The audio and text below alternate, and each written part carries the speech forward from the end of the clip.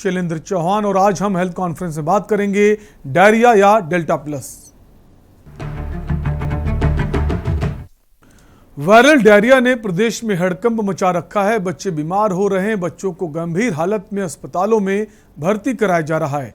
कहने को तो ये डायरिया है, लेकिन कहीं ये डायरिया की आड़ में छुपा हुआ कोरोना का डेल्टा वेरिएंट तो नहीं है, क्योंकि दोनों के लक्षण एक जैसे हैं, या हो सकता है ये बदलते मौसम का मिजाज हो। एक रिपोर्ट देखिए।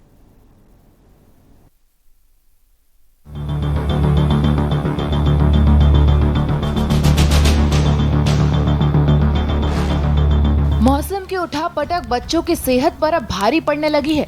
कोरोना की तीसरी लहर से पहले बच्चों का स्वास्थ्य तेजी से बिगड़ रहा है। इससे न सिर्फ परिजन बल्कि डॉक्टर भी चिंतित हैं। आलम यह है कि पिछले महज 10 दिन में ही शहर के सरकारी अस्पतालों में बच्चों की ओपीडी करीब 3 गुना हो गई है। हालांकि इसके पीछे डॉक्टरों ने मौसम में लगातार बदलाव को जिम्मेदार ठहराया है। उमस भरी गर्मी की वजह से वायरल डायरिया का कहर बरपने लगा है। वायरल डायरिया की चपेट में आकर 3 वर्षीय बच्चे ने दम भी तोड़ दिया। वहीं गंभीर स्थिति में 10 बच्चे हैलेट के बाल रोग अस्पताल में भर्ती कराए गए। बच्चों को उल्टी और दस्त हो रहे हैं। कोरोना टेस्ट के बाद भी बच्चों की रिपोर्ट नेगेटिव आ रही है, लेकिन लक्षण कोरोना जैसे ही हैं।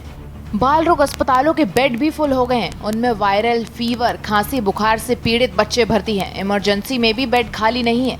ऐसे में 2 वेंटिलेटर इमरजेंसी में लगाए गए हैं, जिनमें गंभीर स्थिति में आए 2 बच्चों को रखा गया है। वायरल डायरिया बच्चों की आंतों में होने वाला एक संक्रमण है। वायरस से पीड़ित बच्चे या बच्चे के संपर्क में आने से एक दूसरे को होता है। ये दूषित पानी, बासी भोजन और दूध के सेवन से होता है। इसकी वजह से बच्चों को पानी जैसे दस्त, पेट में ऐंठन, उल्टी और बुखार भी आता है, और यही लक्षण कोरोना से मिलता जुलता है। बारिश के बाद धूप निकलने पर होने वाली उमस भरी गर्मी से वायरस और बैक्टीरिया तेजी से पनपते तो हैं। शायद इसी वजह से ये डायरिया फैल रहा हो, लेकिन हो सकता है ये कोरोना का ही कोई वेरिएंट हो, जो डायरिया के रूप में बच्चों की इम्यूनिटी पर हमला कर रहा हो। कोरोना की तीसरी लहर आने से पहले ही बच्चों में डायरिया के लक्षण फैल रहे हैं। हालांकि इन सब के बीच योगी सरकार अस्पतालों में ऑक्सीजन की पूर्ति से लेकर बेड और अस्पतालों में व्यवस्था को लेकर चौकन्नी है। किसी भी स्थिति में तीसरी लहर में कोरोना का नियंत्रण करने के लिए योगी सरकार पूरी कमर कसे हुए है। लेकिन अचानक डायरिया का बच्चों पर हमला, कहीं छुपा हुआ डेल्टा वेरिएंट तो नहीं, इसी पर आज हम चर्चा करेंगे। हेल्थ कॉन्फ्रेंस में आज हमारे साथ डॉक्टर साहब भी मौजूद रहेंगे।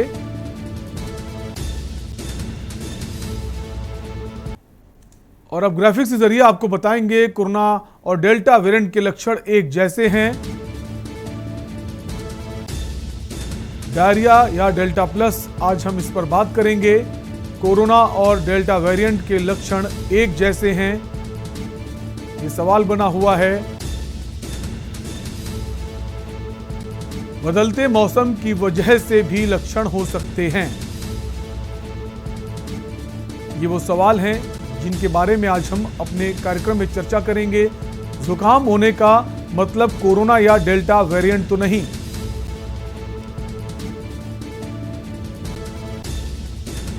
बार बार जुकाम होना डेल्टा वेरिएंट का लक्षण तो नहीं।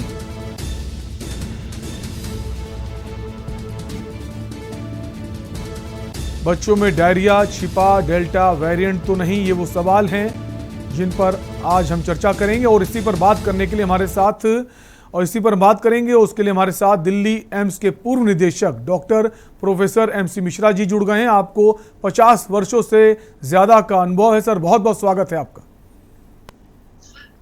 धन्यवाद सर। कई मामले ऐसे देखने को मिल रहे हैं, खासकर उत्तर प्रदेश के कई जिलों में सर, बहुत ज़्यादा संख्या में बच्चे बीमार हो रहे हैं, अस्पतालों का रुख कर रहे हैं, और सबके मन में एक सवाल बना हुआ है, ये डायरिया है या फिर ये कहीं डेल्टा वेरिएंट का कोई नया स्वरूप, नया नेचर तो नहीं? नहीं, ये देखिए, जो इस समय हम लोगों का ये बरसात का जो मौसम है, इसमें और दूसरे भिन्न भिन्न प्रकार के वायरस भी सिर उठाते हैं। और चूंकि प्रीडोमिनेंटली आप कह रहे हैं ये बच्चे जो भी आ रहे हैं ये डायरियल डिजीज से आ रहे हैं, तो इसमें बिल्कुल वायरस की वजह से भी हो सकता है, लेकिन हम अभी बैक्टीरियल इन्फेक्शन भी इसमें हमको लेके चलना पड़ेगा, क्योंकि कंटेमिनेशन, पानी का कंटेमिनेशन और किस बैकग्राउंड से ये बच्चों की इनका बैकग्राउंड क्या है, लो सोशो इकोनॉमिक ग्रुप हैं, कैसे हैं, तो ये देखना पड़ेगा। लेकिन हाँ, अगर बुखार और डायरिया साथ साथ है तो हमको कोविड का कहीं ना कहीं एक इंडेक्स ऑफ सस्पिशन रखना चाहिए। लेकिन चूंकि बच्चों में प्रीडोमिनेंटली अभी तक पूरे 1.5 साल में हमने देखा नहीं है कि बच्चे बहुत ज़्यादा प्रभावित हुए हैं, चाहे वो डेल्टा हो, चाहे डेल्टा प्लस हो, चाहे ओरिजिनल कोरोना वायरस हो। बच्चों का जो प्रतिशत रहा है शुरू से, वो लगभग 8 से 10% बच्चे ही संक्रमित हुए हैं, और वो भी ज़्यादातर या तो बहुत ही न्यूनतम लक्षण थे या बिल्कुल लक्षण नहीं थे, और बहुत कम बच्चों को गंभीर कोविड हुआ। तो लेकिन फिर भी टेस्ट कराना उचित रहेगा। जो भी बच्चे आ रहे हैं, कम से कम ये पता लग जाए कि किस वजह से है, और ये डिहाइड्रेशन हो जाता है डायरिया से। जबकि जो वयस्कों में हमने देखा था डायरिया होना, लूज मोशंस होना, एक हम मानते थे अच्छा लक्षण, इसलिए कि जिन लोगों को जीआई ट्रैक्ट इन्वॉल्वमेंट होता था कोविड का वयस्कों में, तो बीमारी उनमें बाकी बीमारी गंभीर नहीं होती थी, निमोनिया की बीमारी गंभीर नहीं होती थी। इसी प्रकार से जिनमें स्मेल चली जाती है, उनमें भी वो लक्षण माइल्ड कोविड दर्शाता है। तो इसलिए चिंता करने की बात नहीं है। लेकिन डायरिया के साथ एक डिहाइड्रेशन का जो रिस्क है वो हो जाता है, तो वही इसीलिए अस्पताल में आते हैं, फिर उसमें ड्रिप लग जाती है। जैसे ही डायरिया बंद हुआ तो वो ठीक हो जाते हैं बच्चे। और ये उनके माता पिता को इस बात का विशेष ध्यान रखना है कि अगर डायरिया के साथ उल्टी नहीं हो रही, तो जो बच्चों में एक WHO का रिकमेंडेड पाउडर आता है जिसमें इलेक्ट्रोलाइट्स भी होते हैं, वो उसको बच्चों को पानी में, साफ पानी में पानी उबाल लें, ठंडा कर लें, और उसमें वो घोल के घर में भी दे सकते हैं यदि उल्टी नहीं हो रही है बच्चों को तो। क्योंकि हाइड्रेशन मेंटेन रखना और बच्चों की पेशाब बनते रहना चाहिए, ये बहुत महत्वपूर्ण हो जाता है। इसलिए ये चिंता बिना किए हुए, चाहे वो डेल्टा वेरिएंट हो, चाहे वो डेल्टा प्लस हो, चाहे दूसरा वायरस हो, लेकिन अगर कोई बैक्टीरियल इन्फेक्शन है तो उसके लिए एंटीबायोटिक्स काम आते हैं। तो ये जब हॉस्पिटल में जाएंगे तो वहाँ पे जब जांच होगी स्टूल की भी, तो उससे पता लग जाएगा। और अदरवाइज कोई इतना विशेष चिंता करने की बात नहीं। केवल अगर डिहाइड्रेशन का नियंत्रण कर लिया जाए इंट्रावीनस फ्लूइड लगा के, या ओरल हाइड्रेशन, तो एक ओरल हाइड्रेशन सोल्यूशन बन जाता है वो पाउडर से, वो बच्चों के लिए बहुत लाभदायी होता है। बच्चों के लिए ही विकसित किया गया है WHO के सहयोग से, और वो इसमें दिया जा सकता है। सर क्या कह सकते हैं जो टेस्टिंग है, अगर हम बात करें RT-PCR की, एंटीजन टेस्ट की, ये अभी भी कारगर है उतनी जितनी पहले थी, या फिर ऐसा भी हो सकता है डेल्टा वेरिएंट जो है अपना नेचर चेंज कर रहा है, अब जो नया नेचर है, नई कैटेगरीज जो आ रही हैं उस पर टेस्ट कारगर ना हो, और ताकि हम पता ही नहीं लग पाए कि हमें ये कोविड हुआ भी है या नहीं? क्या ऐसी भी संभावनाएं हैं सर? संभावना बिल्कुल नहीं है, क्योंकि ये उसी SARS-CoV-2 फैमिली का वायरस है, तो ये पकड़ा जाएगा।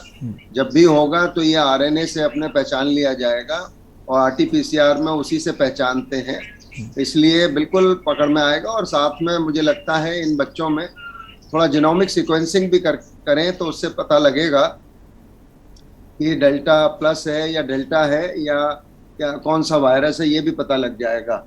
और दूसरी बात ये भी है इसमें कि कोई बैक्टीरियल इन्फेक्शन भी हो सकता है, क्योंकि कंटेमिनेंट्स, पानी में कंटेमिनेंट्स होते हैं, और उसमें कोई ऐसा बैक्टीरिया ना आ गया हो। तो वायरल इलनेस वैसे चल रही है आजकल, काफ़ी चल रही है, और बड़े लोगों को भी हो रही है। मेरे एक सहयोगी को ही कल छींक आ रही थी, उनका फिर आज गला बैठ गया। तो इस प्रकार से अभी बरसात के मौसम में दूसरे वायरस भी सिर उठा लेते हैं, तो अभी डेंगू भी चल रहा है। तो भिन्न भिन्न प्रकार के जो वायरस हैं वो भी उससे भी लक्षण हो सकते हैं।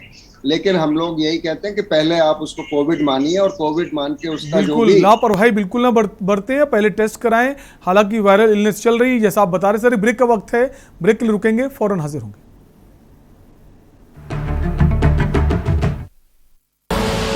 आप देख रहे हैं के न्यूज़, खबरों का सारथी।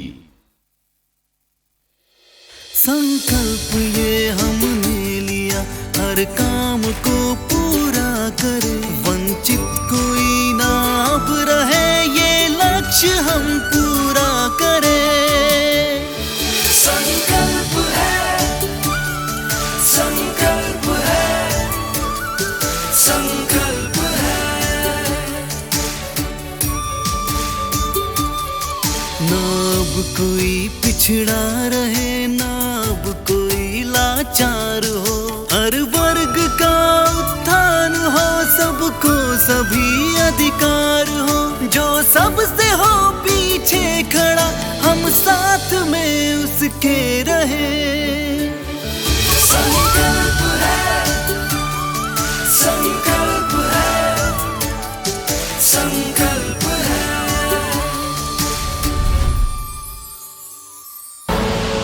आप देख रहे हैं के न्यूज, खबरों का सारथी। ब्रेक के बाद आपका स्वागत है। आप देख रहे हैं हेल्थ कॉन्फ्रेंस, जहां हम बात करें लगातार जिस तरह से बच्चों की संख्या बढ़ती जा रही, बीमार होने वाले, उनको डायरिया के लक्षण देखने को मिल रहे हैं। बहुत सारे बच्चे अस्पताल में भर्ती हैं और चिंता इस बात की है ये जो बीमारी है वो डायरिया ही है या फिर कहीं कोविड तो नहीं। इसी पर चर्चा करें हमारे साथ दिल्ली एम्स के पूर्व निदेशक professor doctor MC Mishra ji मौजूद हैं। सर, वापस आपके पास आएंगे। जैसा सर पहले आपने ब्रेक से पहले कहा कि वायरल इलनेस हो सकती है, ज़्यादा डरने की ज़रूरत नहीं, लेकिन सतर्क रहने की ज़रूरत है। आपको टेस्ट ज़रूर कराना चाहिए, कहीं कोविड तो नहीं।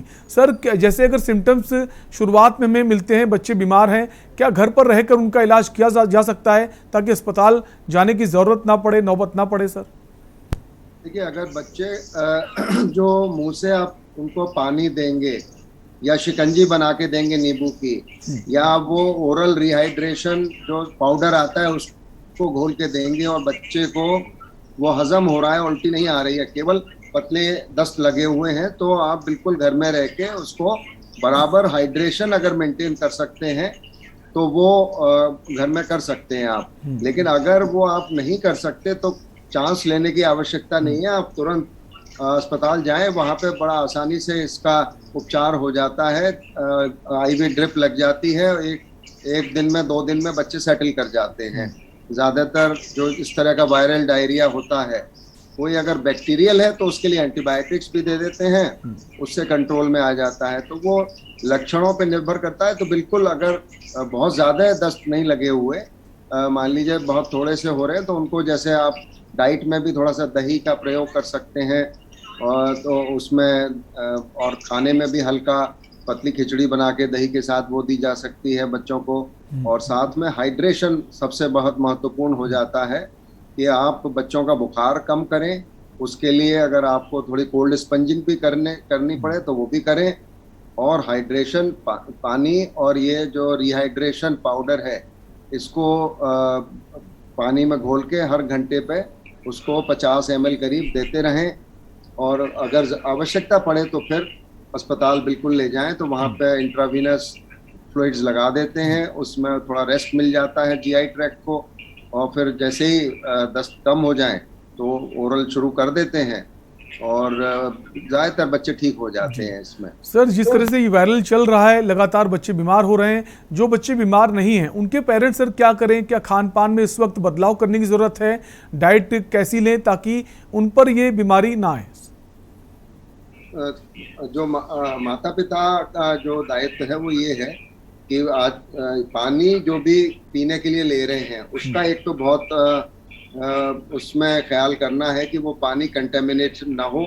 उसका सबसे अच्छा तरीका है जिसमें आप पानी को उबाल लीजिए, सुबह उबाल लीजिए, थोड़ा दोपहर को उबाल लीजिए, रात को उबाल लीजिए, उबाल के रख दीजिए। जब पानी ठंडा हो जाए तो उसको बोतल में भर लीजिए और वो पानी का प्रयोग करें। तो आप जो ये डायरियल डिजीजेज हैं जो ज़्यादातर कंटेमिनेटेड पानी से होती हैं, इनसे बच जाएंगे। और उसमें कई बार वायरस भी हो सकते हैं जो कर देते हैं। दूसरा, वायरस तो हवा में भी होता है तो वो भी संक्रमित करता है। और कोविड में भी हमने देखा लोगों को लूज मोशन हुए, और दूसरे वायरस में भी वायरल एंट्राइटिस होती है तो उससे लूज मोशन हो जाते हैं। तो बिल्कुल माता पिता का सबसे बड़ा ये है कि बच्चे को बुखार है तो बुखार को कम करना है। दवाई से नहीं नीचे आ रहा है तो उसको पैरासीटामोल की गोली या सिरप, बहुत छोटे बच्चे हैं तो सिरप देते हैं, और थोड़े बड़े बच्चे हैं जो गोली निगल सकते हैं उनको टैबलेट दी जा सकती है। और फिर भी अगर नहीं संभल रहा है तो अस्पताल या क्लिनिक या प्राइमरी हेल्थ सेंटर या कम्युनिटी हेल्थ सेंटर जाने से न हिचकिचाएं, और जो भी पास में हो क्लिनिक वहां पे चले जाएं, तो वहां पे असेसमेंट भी हो जाएगा और उनको परामर्श भी अच्छा मिल जाएगा, और उस प्रकार से फिर कार्रवाई करें। कुल मिलाकर जो बच्चे अभी बीमार नहीं है वो गर्म पानी का उपयोग करें, पानी को उबाल कर पिएं ताकि वो बीमार ना हो। एक ब्रेक का वक्त है, फौरन लौटेंगे। आप देख रहे हैं के न्यूज, खबरों का सारथी। संकल्प ये हमने लिया, हर काम को पूरा करे, वंचित कोई ना अब रहे, ये लक्ष्य हम पूरा करें। संकल्प है, संकल्प है, संकल्प है। ना अब कोई पिछड़ा रहे, ना अब कोई लाचार हो, हर वर्ग का उत्थान हो, सबको सभी अधिकार हो, जो सबसे हो पीछे खड़ा, हम साथ में उसके रहे। संकल्प है, संकल्प है, संकल्प है।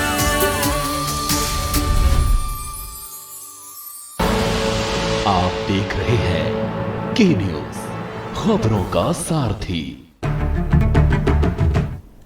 ब्रेक के बाद एक बार फिर आपका स्वागत है। आप देख रहे हैं हेल्थ कॉन्फ्रेंस, जहां हम बात कर रहे हैं जो बच्चे बीमार होने लगातार, कई सारे बच्चे अस्पतालों में भर्ती हो रहे हैं और कहा जा रहा है उन्हें डायरिया है, लेकिन संशय बना हुआ है, डाउट बना हुआ है कहीं ये कोविड का क्या नया नेचर, नया वेरिएंट तो नहीं। इसी पर हम बात कर, हमारे साथ दिल्ली एम्स के पूर्व निदेशक doctor professor MC Mishra ji हैं। वापस सर के पास आएंगे। सर, ब्रेक से पहले आपने जैसे बताया कि कोशिश करें कि गर्म पानी पीने की, इस वक्त बारिश का मौसम है, खासकर इस वजह से सर गर्म पानी पीना जरूरी होता है। मैंने कहा पानी उबाल के ठंडा करके पीएं। गर्म पानी पीने की आवश्यकता नहीं है इतनी गर्मी में। गुनगुना पानी कुछ लोगों को आदत होती है पीने की, वो लोग पी सकते हैं, लेकिन अभी पानी उबालने से क्या होता है कि उसमें जो भी पैथोजन है, बैक्टीरिया है और कीटाणु है, वो मर जाते हैं और पानी शुद्ध हो जाता है। तो इसलिए पानी उबाल के रख दें, ठंडा हो जाए, उसको 2-3 घंटे रख दें, जब ठंडा हो जाए ढक के रख दें, ठंडा हो जाए फिर उसको अपने बोतलों में भर लें, जो भी आपके पास है, या एक जग ले लें, उसमें जग में रख लें उसको ढक करके, और हम घर में यही करते हैं, और फिर उससे पानी पीते रहें। और उसको सुबह उबाल लें, दोपहर को उबाल लें। तो वो परिवार तो छोटे ही होते हैं आजकल, तो इस तरह का अगर लोग बचाव करेंगे तो ये, क्योंकि ज्यादातर जो ये डायरियल बीमारियां हैं, जो दस्त लगते हैं या पेचिश होती है, वो कंटेमिनेंट जो हमारा प्रदूषित पानी है उसके द्वारा ही होता है। और उसका बड़ा ये सरल उपाय है कि आप पानी उबाल के ठंडा करके पिएं, और उसी की शिकंजी बनाएं, उसी में वो जो पाउडर है उसको घोल के पिलाएं, तो उससे आपका बचाव, बड़ों का भी बचाव होगा, बच्चों का भी होगा। हम ये माने जो बारिश का मौसम होता है वो भी कहीं किसी हद तक जिम्मेदार होता है इन बीमारियों के लिए। बिल्कुल, ये जो बारिश का मौसम है जिसमें हवा में नमी होती है और ह्यूमिडिटी की वजह से सारे पैथोजेंस इसमें सिर उठाते हैं, चाहे वो फंगल इन्फेक्शन हो, चाहे वो वायरल हो, चाहे बैक्टीरियल हो। तो क्योंकि बहुत जल्दी ग्रोथ होती है, कोई भी आप चीज रख दीजिए। बिल्कुल, बारिश के मौसम में आपको बहुत सतर्क रहने की ज़रूरत है, बहुत सचेत रहने की ज़रूरत है, और इस वक्त आपको ज़्यादातर कोशिश करनी चाहिए पानी को गर्म करें, फिर उसको ठंडा होने दें, उसके बाद उस पानी का प्रयोग करें। जल जनित जो बीमारियां हैं इस मौसम में ज़्यादा फैलती हैं, तो कोशिश आपको यही करनी चाहिए। सर, एक सवाल ये भी है सर, यूके स्टडी में एक चीज़ सामने निकल कर आई है कि डेल्टा वेरिएंट के जो नए नेचर सामने आ रहे हैं, नई कैटेगरी सामने आ रही हैं। कहा ही जा रहा है अब डेल्टा वेरिएंट जो है डेल्टा प्लस, उसमें Y2.0, Y3.0, वाई 5.0। सर, ये किस तरह की कैटेगरीज हैं, आपसे जानना चाहेंगे। ये जो हमारे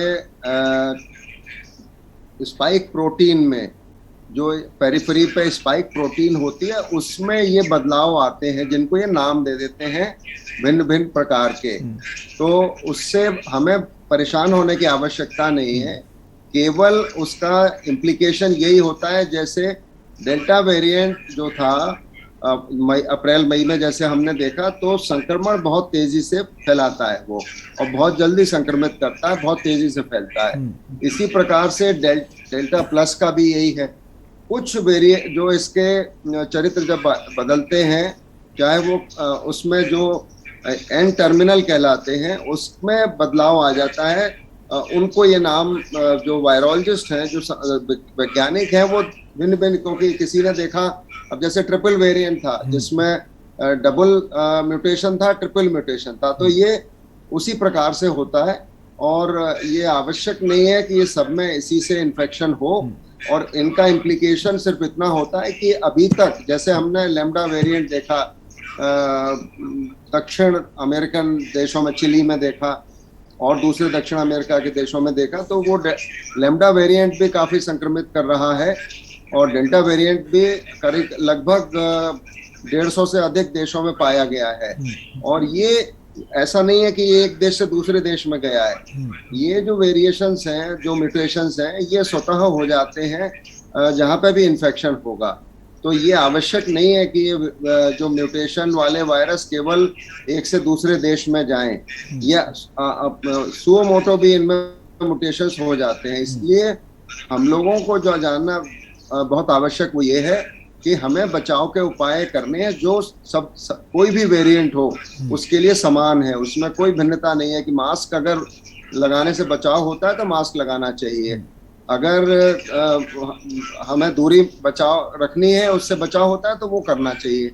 ये हम लोगों को जानना आवश्यक है। पूरे जो लोग भी सुन रहे हैं इस कार्यक्रम को, कौन सा वेरिएंट है वो वैज्ञानिकों के लिए महत्वपूर्ण है, वो अनुसंधान के लिए महत्वपूर्ण है, वो आगे वैक्सीन डेवलपमेंट के लिए महत्वपूर्ण है, लेकिन हम लोगों को बचाव के उपाय समान है, और अपना बचाव हम बहुत साधारण तरीके से मास्क लगा के कर सकते हैं। चाहे अभी इन्फेक्शन बहुत कम है उत्तर भारत में, यूपी में, दिल्ली में, पंजाब में, उत्तराखंड, हिमाचल, राजस्थान, मध्य प्रदेश, बिहार, लेकिन बचाव के उपाय अगर करते रहेंगे तो हम इस तीसरी लहर को आने से रोक भी सकते हैं, और अगर आ भी जाती किसी तरह से तो उसकी जो गंभीरता है उसको बहुत कम कर सकते हैं हम, जिससे हम फिर से अप्रैल मई वाले हमें दिक्कत ना हो, जिसमें बहुत ज्यादा संक्रमण फैला।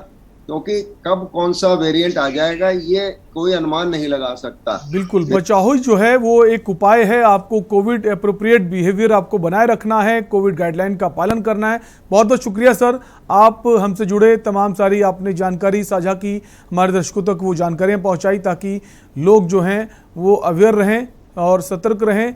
क्योंकि जैसे कहा जा रहा है बच्चे बीमार बहुत हैं, डायरिया उनको हो रहा है, लोगों को डर भी है, कोरोना तो नहीं, लेकिन आपको सतर्क रहने की ज़रूरत है। अगर थोड़ा भी डाउट है आप टेस्ट ज़रूर कराएं, और कोविड एप्रोप्रिएट बिहेवियर का खास ख्याल रखें। फिलहाल हेल्थ कॉन्फ्रेंस में इतना ही। देखते रहिए के न्यूज़ इंडिया। नमस्कार। आप देख रहे हैं के न्यूज़, खबरों का सारथी।